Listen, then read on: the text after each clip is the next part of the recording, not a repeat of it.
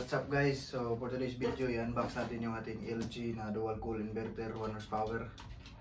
So ito yung window type na inverter. So sukatin muna natin yung box nya para may idea kayo. Ito 22 inches and 1/2. Then sa kanya 27 inches yung pag ganon. Malaki yan guys. I-unbox natin kung anong laman ito.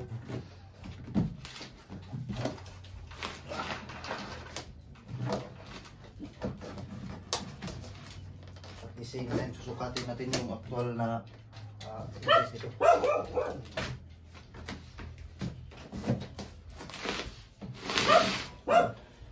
Kita niyo ba sa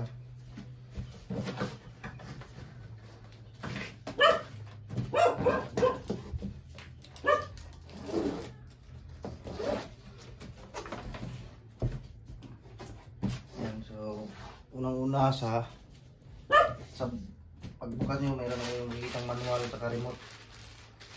Ayan, manual sa remote. Sa foam. Ayan, foam yan. Tanggalin na natin.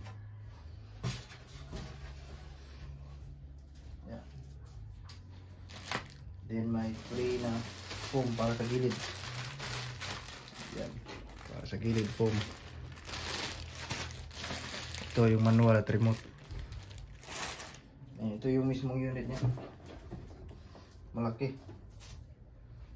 Kaya ko to.